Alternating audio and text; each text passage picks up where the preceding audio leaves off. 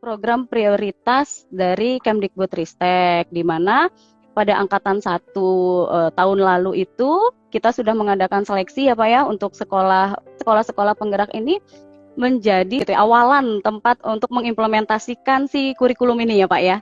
Ya, dan Penggerak, diharapkan ya. dapat menggerakkan gitu ya Pak ya sekolah-sekolah yang ada di sekitarnya gitu.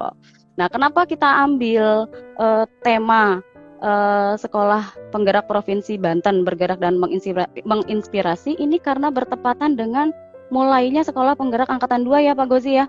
Sehingga nanti diharapkan bintang tamu kita di siang hari ini nih bisa memberi inspirasi gitu ya dari praktik-praktik baik mereka ke teman-teman sekolah penggerak yang lain gitu ya, baik di angkatan 1 maupun di angkatan 2 yang baru mulai ini gitu. Oke, kalau gitu mungkin kita langsung panggil saja ya Pak Gozi ya. Silakan, silakan Yudhira. Baik, kita panggil saja. Kita akan mulai dari Ibu Santi. Bintang tamu kita di siang hari ini Ibu Santi Widiawati. Beliau adalah kepala sekolah dari SD Tunas Metropolitan Tangerang. Beliau adalah kepala sekolah penggerak di angkatan 1. Beliau merupakan kepala sekolah yang sangat aktif mengikuti perkembangan di dunia pendidikan nih Pak Gozi nih. Seperti beliau mengikuti Google Certified Educator, Google Certified Trainer, dan pernah juga menjadi Wardah Inspiring Teacher. Serta yang terakhir ini beliau menjadi pembicara temu pendidik Nusantara. Luar biasa Pak. Oke, semoga nanti kita bisa menggali ya Pak Gozi ya dari beliau apa saja yang sudah dilakukan selama 1 tahun kemarin dan hal Ada beliau nih. betul dan hal baik apa yang sudah dilakukan. Baik, saya akan coba undang Ibu Santi. Hai. Halo, wah luar Hai, biasa. Ibu. Selamat siang Ibu, selamat siang Bapak. Selamat siang. Bu Santi sudah pakai ikon Merdeka Belajar. Luar biasa. Semoga kita semua berpikiran merdeka hari ini. Merdeka. Oke, baik. Tapi merdekanya seperti tadi yang Pak Gozi katakan ya Bu ya, bukan merdeka yang kebablasan ya Bu ya. Pasti. Kita harus bergerak untuk berdampak, Pak. Ya. Ya, oke. Bu Santi, mungkin bisa langsung saja Bu Santi. Ini kan Bu Santi merupakan kepala sekolah penggerak angkatan 1 ya. Betul. Angkatan 1. Nah, kira-kira hal baik apa sih atau yang hal terbaik apa sih, produk terbaik apa sih yang sudah Bu Santi lakukan nih di sekolah penggerak angkatan 1 kemarin? Kan seperti kita ketahui angkatan 1 kemarin itu cepat sekali ya Bu ya, dari Ibu Didiklat sampai harus mengimplementasikan menularkan ke teman-teman lain di sekolah yang nggak ikut pelatihan seperti itu. Kira-kira apa? Ibu mungkin bisa ceritakan pengalaman Ibu di tahun kemarin, Bu. Iya, kalau bisa mohon izin sedikit cerita, sedikit sharing bahwa kemarin itu saya itu masuk ke komunitas pembelajar yang semuanya punya mindset yang sama. Kita punya gerakan yang sama, kita punya pemikiran terbuka yang sama. Oleh karena itu pergerakannya terasa cepat sekali, Bu Karin. Jadi yang kami rasakan dari SD Tunas Metropolitan kemarin ini adalah kami bisa mengimplementasikan program sekolah penggerak ini lebih cepat lagi dari yang diharapkan. Memang kami awalnya sebelum adanya PSP kami adalah sekolah entrepreneur gitu. Jadi memang kami sudah terbiasa dengan pembelajaran inquiry, sudah terbiasa dengan pembelajaran berbasis project, sudah terbiasa juga melakukan beberapa kegiatan yang ada di dalam program sekolah penggerak. Jadi pada kesempatan dicanangkannya PSP Angkatan 1 itu kami SD Tunas Metropolitan merasa senang sekali. Jadi seperti langkah kami itu dilegalkan gitu oleh pemerintah, dihalalkan istilahnya pembelajaran yang telah kami jalani seperti itu. Ini luar biasa nih Bu Dina nih, dihalalkan ini. Bahasanya dihalalkan. Ya Bu Santi, kalau terkait dengan sekolah penggerak ini, Ibu merasakan menjadi kepala sekolah penggerak bagaimana, Bu? Dan bagaimana Ibu melihat program-program dari sekolah penggerak yang memang saat ini Ibu jalankan? Ya, sebagai sekolah penggerak, ya itu seperti tadi yang saya bilang Bapak. Jadi saya sangat senang sekali berada di komunitas yang saling mendukung gitu. Jadi kami di kalangan sekolah penggerak di Tangerang ini, di SD terutama ada 13 sekolah, kami saling berkolaborasi Pak. Di sini di Tangerang terutama gitu. Nah, kalau untuk pihak kami sendiri atau sekolah kami sendiri, kami lebih percaya diri lagi untuk mengundang narasumber-narasumber yang di luar kebiasaan yang biasa SD lakukan. Jadi kami mengundangnya itu lebih ke praktisi. Misalnya, kami kemarin berbicara mengenai pengelolaan keuangan. Kami berani dengan percaya dirinya, kami mengundang Ibu Likwina Hananto, Financial Advisor, barangkali Ibu Bapak di sini kenal beliau, jadi kami undang sebagai narasumber di fase C. Fase C itu adalah kelas 5 dan kelas 6 kami. Nah, sebelum itu, beliau juga sedikit menanyakan, kok ini sekolahnya Bu Santi SD kan? Iya Bu, SD, tak gitu. Tapi kita ingin ada pencerahan dari Ibu Wina. Nah, setelah itu diperkuat juga tentang setelah Ibu Wina menjadi narasumber kami, diperkuat juga oleh Badan Pemeriksa Keuangan Republik Indonesia, yang kebetulan salah satu humasnya adalah orang tua kami, Pak. Nah, jadi diperkuat lagi pembelajaran anti korupsi dari BPKRI langsung, seperti itu. Jadi banyak pengusaha langsung turun ke sekolah kami sebagai sumber ilmu yang dapat kami gali lebih banyak lagi untuk anak-anak kami. Seperti itu, Bapak. Oke. Iya. Berarti Pak ini ya Pak Gozi ya, Bu Santi memanfaatkan sumber daya yang ada di sekolahnya ya, termasuk orang tua murid tadi ya Bu ya. Nah, betul. Berkaitan dengan orang tua murid nih Bu Santi, seperti yang tadi sudah saya sampaikan di awal, di sekolah penggerak angkatan 1 ini kan termasuk cepat gitu ya tadi ya, dari mulai digelontorkan program sekolah penggerak, kemudian Ibu mengikuti diklat komite pembelajaran, sampai dengan Ibu harus mengimplementasikan kurikulum ini di sekolah.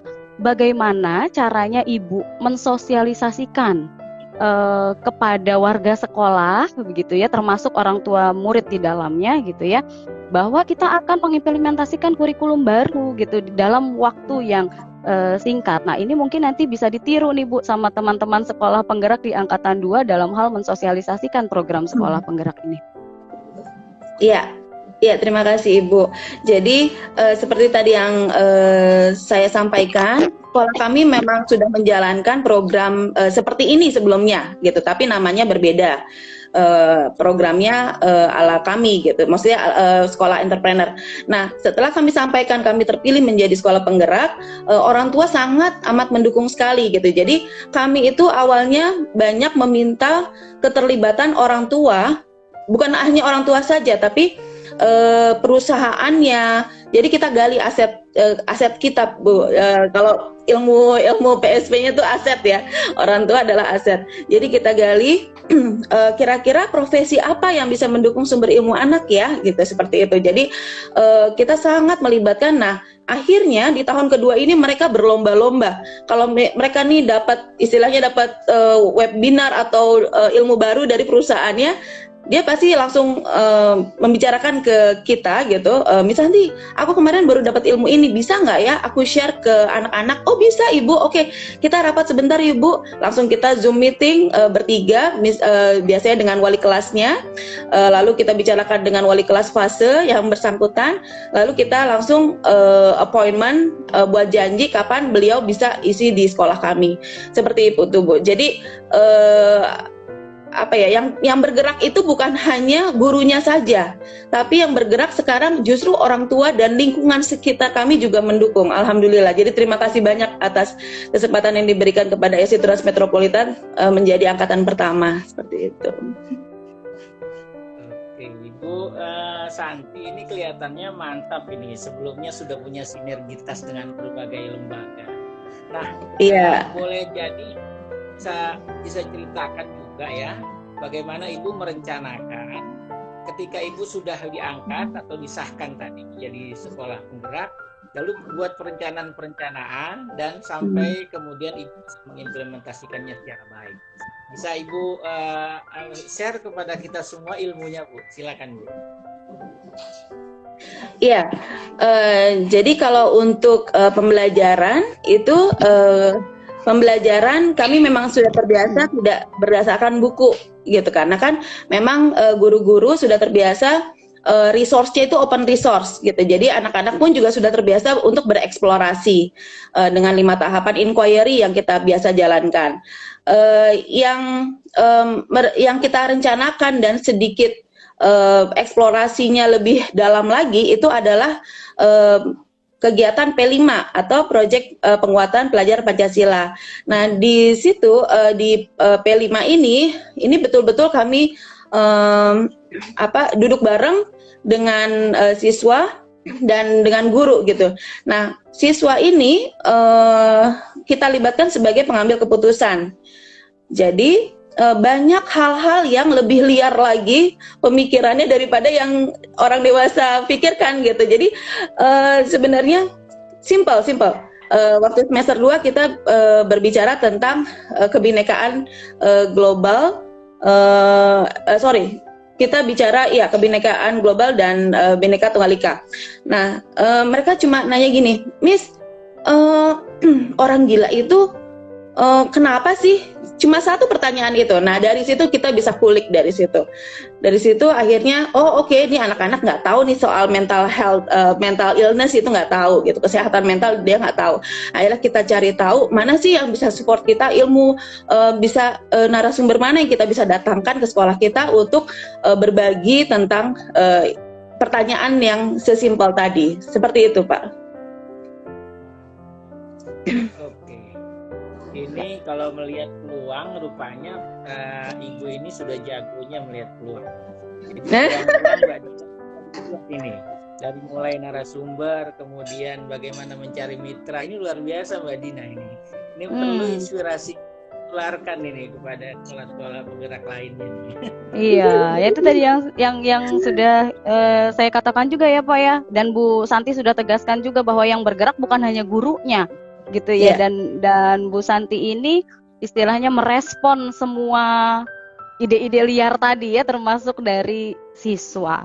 Oke, Bu, sebelum kita nanti kita akan belok lagi nih ke P5 yang tadi Ibu ceritakan. Nah, yang ingin saya tanyakan berikutnya Ibu, kemampuan, kompetensi setiap guru yang ada di sekolah Ibu itu kan pasti tidak sama ya Bu ya. Nah, sementara di kurikulum Merdeka ini ada beberapa tuntutan gitu ya, administrasi yang tadi sudah sempat disampaikan juga oleh Pak Gozi ya, ada CP. Nah, mungkin ada sobat Oasis yang mungkin belum familiar dengan istilah ini. CP merupakan capaian pembelajaran ya, kemudian ATP adalah alur tujuan pembelajaran dan MA adalah modul ajar. Nah, gimana tuh Bu? Mungkin Ibu bisa sharing kembali ya terkait hal ini gitu untuk dijadikan juga masukan untuk teman-teman dari Sekolah Penggerak Angkatan 2 ini yang baru bergerak ini. Gimana waktu itu cara Ibu mengakomodir mungkin kemampuan kompetensi yang berbeda dari setiap guru begitu untuk pada akhirnya semua bisa bergerak bersama gitu. Memfinalkan nih si yang tadi Pak Gozi katakan rencana-rencana itu ya Pak Gozi ya. Nah, gimana tuh Bu Santi caranya?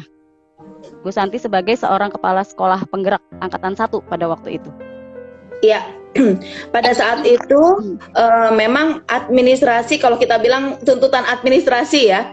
Tuntutan administrasi ini jujur di semester 1 ini kita kesampingkan dulu Ibu. Gitu karena kita ingin ngeguyupin nih, ingin menyatukan, ingin membuka wawasan, lebih membuka lagi wawasan para siswa, terutama kan siswa ini klien kita kan siswa, membuka lagi eksplorasi siswa yang lebih kuat lagi. Nah, dan eksplorasi dari orang tua sebagai tim support kita juga, seperti itu Ibu. Nah, kalau saya lihat baru step by step, baru di bulan ketiga kita membenahi administrasi kita, seperti itu Bu. Ya, terus yang tidak memberatkan kami juga pada saat P5 itu kami sistemnya blocking. Jadi kalau misalnya mengikuti yang seperti yang disarankan itu dimasukkan ke dalam schedule setiap minggu itu akan make up sama akademik. Tapi ini kembali lagi ke sekolahnya sih gitu. Kalau sekolah kami biasanya blocking. Nah terus setelah itu makanya pelaksanaan kita terhitung cepat dan terhitung sangat dinamis sekali. Jadi misalnya kita sudah merencanakan kita akan membahas misalnya kewirausahaan ya hanya dalam bentuk market day gitu. Tapi ternyata ada tercetus gitu, Miss kita bikin ini yuk, bikin pasar kreasi yuk, kita bikin pasar seni yuk. Oke, kita bisa berubah gitu di tengah jalan. Seperti itu. Jadi selama tema besarnya kita masih dalam ranah yang betul gitu. Nah, setelah kami menjalankan program ini dan menjadi contoh yang lain, terus pada saat saya diskusi dengan sekolah-sekolah yang lain, kenapa sih sekolah-sekolah yang lain merasa keberatan gitu ya, berat banget rasanya untuk P5-nya nih kayaknya kok susah banget gitu. Ternyata mereka ya begitu, belum apa-apa sudah terbeban akan administrasi gitu. Jadi konsepnya nggak dapet, malah karena kebanyakan copas-copas sana sini jadi keblinger sendiri gitu. Jadi yang namanya kurikulum merdeka itu kan harus yang ciri khas sekolah itu. Jadi mereka tidak menemukan ciri khasnya gitu. Nah, kalau misalnya kita sudah melakukan, kita tahu ciri khas kita seperti apa, karena kan pastinya ciri khas peserta didik dari tahun pertama dan tahun kedua itu pastinya berbeda ya. Bisa jadi tahun pertama ini kita punya anak-anak yang kompetensinya ada di akademik gitu. Bisa jadi tahun depan kita punya yang kompetensinya ada di seni, di bidang seni atau di bidang olahraga, let's say gitu. Jadi harus bergerak dinamis sih kalau menurut saya. Tidak bisa kaku, tidak bisa kaku seperti K13 kemarin. Oke, berarti ini kalimatnya dinamis ditutup ya Bu Dina tadi. Sesuai dengan acara kita Oasis itu kan obrolan asik, santai dan dinamis. Santai dan dinamis, ya. Dinamis. Dan pergerakan sekolah Bu Santi ini dinamis Pak Gozi ya. Oke. Yeah. Nah, mungkin ini tadi yang disampaikan oleh Pak Gozi di awal juga bahwa konsep merdekanya itu yang seperti apa. Nah, mungkin ini kita udah bisa dapat dari Bu Santi ya. Salah satu bentuk merdekanya ini sudah digambarkan oleh Bu Santi tadi bahwa mungkin antara sekolah yang satu dengan yang sekolah yang lain berbeda gitu ya Bu ya, ciri khasnya gitu ya. Setiap kepala sekolah harus mengenali dulu begitu ya Bu Santi ya. Betul. Ciri khas dari sekolah kita, apa sih yang ingin kita tonjolkan, kurang lebih seperti itu ya Bu Santi ya. Betul. Oke. Nah Bu Santi ini tadi sebenarnya sudah menggiring kita ya Pak Gozi ya masuk ke yang namanya diferensiasi gitu ya. Harusnya host yang menggiring, ini Bu Santi yang menggiring kita ini. Sama-sama berdiferensiasi. Nah, mengenai diferensiasi itu sendiri Bu Santi, ini kan sebenarnya masih banyak gitu mungkin ya beberapa teman di luar teman-teman, mungkin teman-teman Sobat Oasis juga ada yang mungkin persepsinya beda-beda nih tentang pembelajaran berdiferensiasi ini. Nah, bisa cerita nggak pembelajaran berdiferensiasi di sekolah Bu Santi ini penerapannya seperti apa sih Bu Santi? Oke, penerapannya ini jadi kita itu ada yang namanya house group. House group itu ya, jadi kami di pembelajaran karakter itu selain kami mengajarkan profil pelajar Pancasila 6 karakter, kami juga memiliki Medland Spirit. Medland Spirit ini ada 6 juga seperti itu. Jadi ada integritas, ada kerja keras, pantang menyerah gitu. Nah, ada 6 tim house group yang kita ciptakan. 6 tim Medland Spirit ini kami bentuk levelnya dari level 1 sampai kelas 6. Jadi level ABC itu mix. Gunanya itu kenapa? Gunanya untuk anak-anak itu biar bisa berkolaborasi. Selain berkolaborasi di fase mereka sendiri, mereka juga harus bisa berkolaborasi antar fase seperti itu. Nah, dari sikap itu mereka pastinya sudah terbiasa bekerja sama dengan yang lain itu. Nah, di situ akan ditimbulkan yang namanya empati, rasa kerjasama. Itu secara tidak langsung anak-anak akan menemukan banyak hal dari house group tersebut. Seperti itu, Ibu. Kolaborasi antar fase. Nah, ini mungkin bisa dijelaskan Bu Santi, bentuk aksi nyatanya ini seperti apa? Ya, jadi kita itu setiap hari Senin itu ada yang namanya class assembly atau apa ya? Jadi class assembly itu bisa menunjukkan sesuatu hal yang mereka mau tonjolkan, misalnya boleh dalam bentuk sains, percobaan IPA mereka presentasikan, atau bisa juga mereka dalam misalnya konteks lagi kemarin sedang sedang Agustusan misalnya, mereka bisa bernyanyi bersama gitu dengan house groupnya. Nah, house group ini kan adalah perpaduan dari ABC, tapi kita bagi di 6 kelompok. Nah, pada saat mereka latihan, mereka membuat satu pementasan seperti itu untuk kelas assembly di setiap hari Senin itu. Nah, disitulah terjadi kolaborasi antar fase seperti itu, Bu Dina. Jadi kita setiap hari Senin itu bergantian, minggu 1 dan 3 upacara, minggu 2 dan 4 kita kelas assembly. Oke, baik. Luar biasa.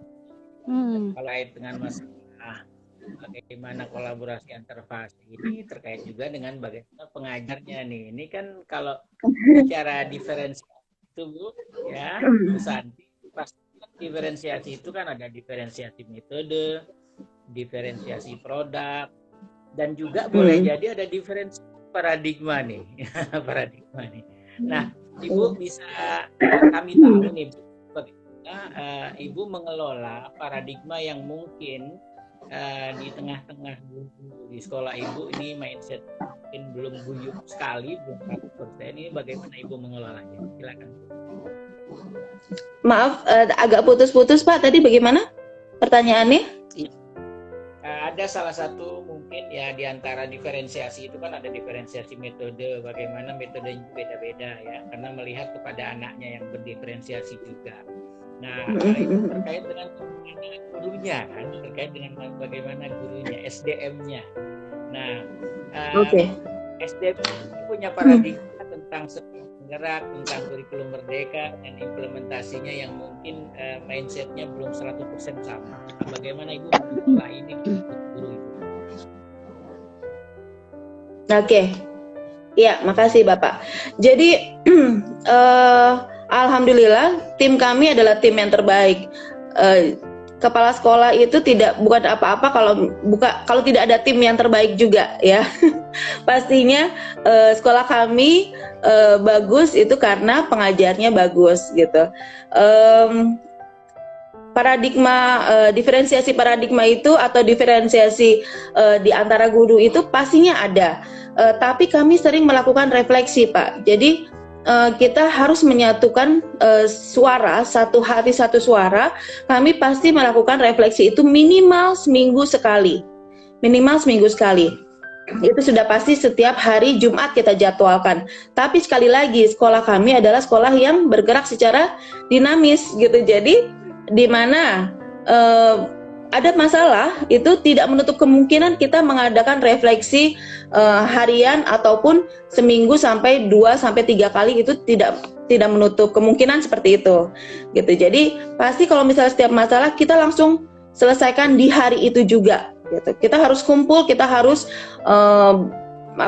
bergerak menyelesaikan masalah itu gitu. Karena kami sebagai sekolah entrepreneur, terutama entrepreneur itu kan melihat yang namanya kesulitan itu atau kendala itu adalah peluang ya Pak ya. Jadi kita harus langsung cari solusi gitu. Barangkali seperti itu bisa. Oke, baik. ini Bu Dina, bicara tentang mengambil peluang, ini kan sekolah terbaik ya. Sekolah Tuna Metropolitan ini salah satu sekolah terbaik. Nah, ini kita juga boleh tahu nih Bu Dina nih, kalau seandainya nanti bisa di-share kepada para guru, kepala sekolah di sekolah-sekolah penggerak angkatan 1 dan angkatan 2, boleh jadi tuh ada kendala-kendala yang mungkin selama menjadi sekolah penggerak Ibu dapatkan. Bagaimana Ibu mencari tuh kendala-kendala itu, Bu? Silakan Ibu. Iya, seperti tadi. Jadi kita tidak membiarkan masalah itu sampai di hari kedua, Pak. Di hari pertama itu kita harus menyelesaikan masalah itu. Jadi langsung kita selesaikan, yaitu dengan cara kita kumpul bersama, kita diskusi bersama gitu. Apa sih kira-kira yang bermasalah dengan ini? Apabila kita menemukan kesulitan lagi, kita pasti akan mengundang pihak ketiga. Pihak ketiga itu tergantung masalah itu apa yang diperlukan gitu. Misalnya pihak ketiganya itu kita perlu masukan nih dari misalnya dari dinas gitu. Oke, kita langsung ke pengawas kita gitu, atau misalnya perlu masukan dari pihak CSR mana gitu, ya udah kita ke perusahaan itu, seperti itu Pak. Oke, baik. Sebelum kita lanjut, saya ingin mengingatkan Sobat Oasis ya, jika ingin ada hal-hal yang ingin ditanyakan kepada bintang tamu kita, Ibu Santi Widiawati, silakan dituliskan pertanyaannya di kolom komentar. Nanti akan saya bacakan dan saya tanyakan langsung ke Ibu Santi, gitu ya. Silakan Sobat Oasis dituliskan di kolom komentar.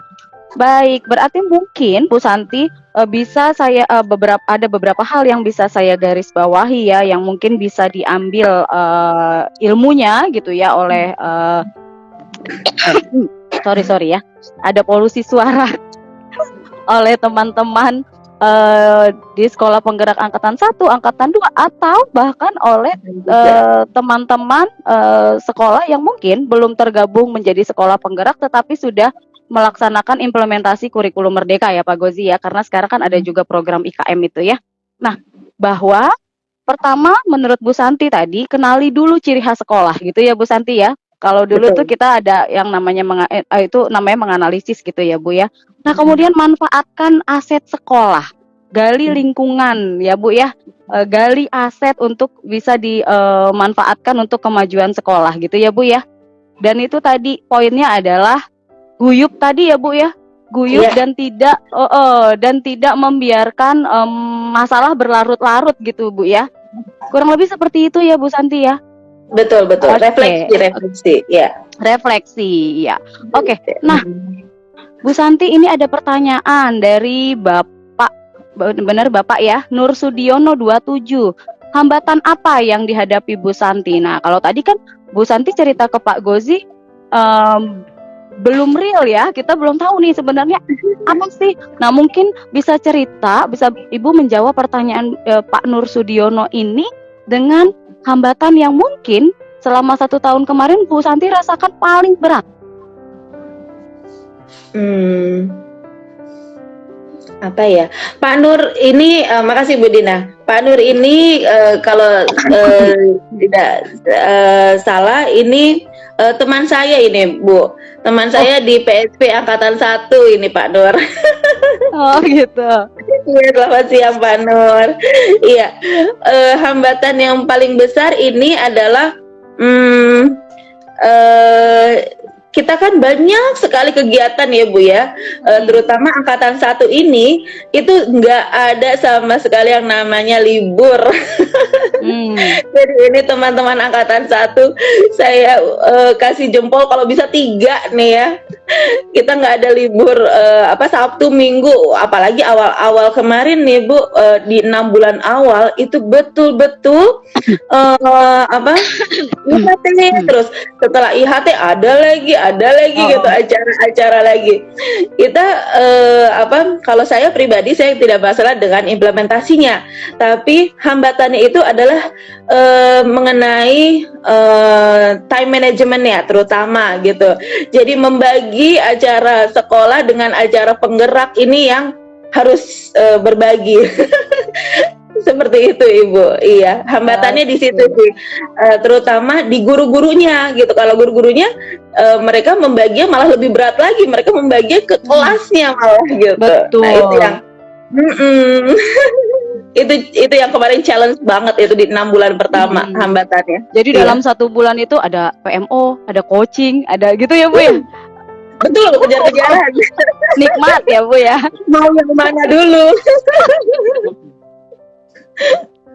Iya gitu Bu. Oke, nah ini mungkin kalau yang angkatan 2, iya Pak Gozi? Karena itu model yang diambil oleh banyak guru-guru atau kepala sekolah penggerak di sekolah penggerak angkatan 2 adalah modelnya yang ada di kepala sekolah dan sekolah penggerak angkatan 1. Iya. Dan disinilah kemudian diminta untuk berbagi dan menginspirasi. Betul. Angkatan 2 ini bisa mengikuti jejak keberhasilan dari khususnya sekolah ibu nih. Ya, karena itu aku bisa sampai ke teman-teman semua, sahabat Oasis. Nah, ini kan ada kepala sekolah juga banyak di sini ya, dan juga para karyawan BGP Banten dan juga guru-guru ya yang ada di seluruh Banten. Ibu bisa sampaikan best practice atau program unggulan di sekolah ibu itu apa ya, di sekolah penggerak ibu itu, sehingga kemudian ketika kami mendengar sekolah SD Tunas Metropolitan, brandnya itu adalah unggulannya itu apa Ibu kira-kira kekhasannya Bu? Oke. Kekhasannya sekolah kami adalah kebinekaan. Ya, kebinekaan atau toleransi kami sangat kuat gitu. Toleransi dalam bentuk toleransi kesukuan maupun toleransi agama. Karena kami sekolah nasional, Pak. Jadi kami memiliki guru agama, itu guru agama Islam, guru agama Katolik dan guru agama Buddha.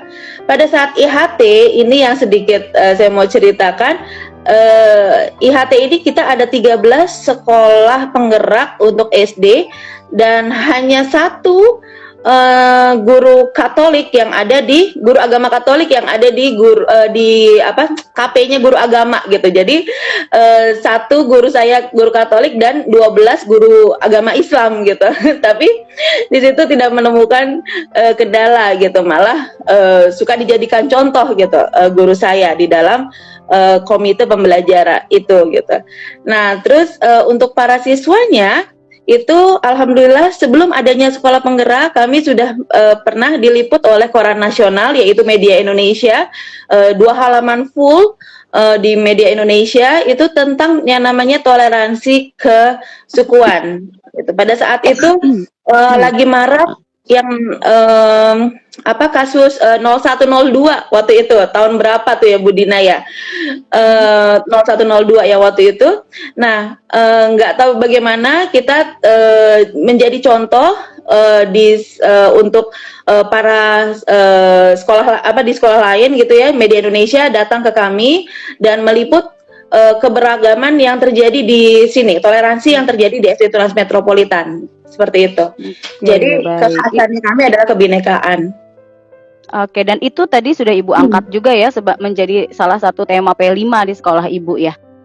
Nah, Ibu ini tadi ada pertanyaan juga ini dari Kang Niawana. Mohon berbagi dong Bu, aktivitas apa saja yang sudah Ibu lakukan dalam P5 yang mungkin itu Ibu anggap paling best itu paling baik gitu di sekolah Ibu. Aktivitas P5 apa saja yang sudah Ibu lakukan? Iya, jadi saya itu yang tahun lalu itu ambil hanya dua tema. Yang pertama adalah kewirausahaan, yang kedua adalah Bhinneka Tunggal Ika. Nah, yang pertama itu the best of the bestnya itu adalah kewirausahaan sih saya bilang. Karena memang kita awalnya dari sekolah entrepreneur gitu, jadi memang sudah mendasar sekali gitu anak-anak gitu. Yaitu contohnya tadi yang pengelolaan keuangan di fase C. Nah, kalau fase A itu mereka membuat pasar seni. Pasar seni kita kemarin mengundang ADUPI atau Asosiasi Daur Ulang Plastik Indonesia. Nah, pada saat kita undang Adupi ini, mereka juga sedikit bertanya gitu. Miss Santi ini sekolahnya TKSD kan? Iya Ibu, TKSD. Kita biasanya yang undang ini anak-anak teknik kimia, Miss, katanya gitu, bukan anak SD. Jadi gimana mau nggak berbagi sama kita? Kita butuh ini, kita butuh ilmu nih bagaimana sih yang namanya daur ulang plastik segala macam seperti itu gitu.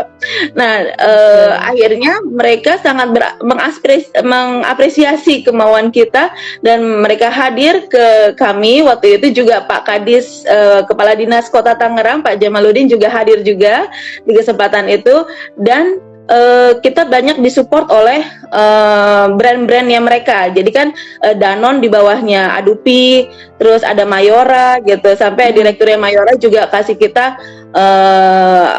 sedikit bingkisan buat para siswa seperti itu. Jadi mereka juga mengapresiasi, oh ada toh SD yang minta ilmu ke Adupi seperti itu waktu itu. Jadi pada saat itu banyak praktisi yang ke sekolah kami untuk mengisi kewirausahaan. Nah, kewirausahaan itu adalah langkah kami awal dan itu yang goal yang sangat terbaik yang kami bisa dapatkan. Nah, iya. Dan itu tidak terhenti di situ saja. Kita keberlanjutan pengelolaan keuangan yang si fase C ini kita lanjutkan lagi ke proyek yang sekarang ini, Ibu. Jadi anak-anak itu ceritanya tetap berlangsung gitu. Jadi kalau ke sini itu, kalau ke sekolah itu mereka itu bermain-main sih sebetulnya, bukan belajar, tapi nggak sadar yang mereka belajar. Gitu. Sebenarnya belajar. Oke, nah ini satu poin lagi nih. Satu poin lagi nih Pak Gozi. Tentang arti merdeka ini ya, bahwa kepala sekolah, guru itu sebisa mungkin jangan hanya berpatokan pada misalnya apa yang tertulis di panduan gitu, tetapi harus berekspresi, berinovasi lebih lagi gitu ya, bahwa tadi yang seperti Bu Santi katakan bahwa di SD juga bisa kok gitu ya, hanya kedalamannya seperti apa gitu ya, tapi banyak hal-hal yang bisa dilakukan, dikembangkan gitu ya Bu Santi ya. Oke. Betul. Baik Bu Santi dan Pak Gozi, gimana Pak Gozi? Leadershipnya dari betul. Santi sebagai kepala sekolah yang berani mengambil sebuah tantangan, change-nya itu bisa diambil gitu. Padahal tadi dikatakan bahwa narasumber biasa mengajar hanya teknik, tapi sekarang di SD. Di SD. Dan iya luar biasa.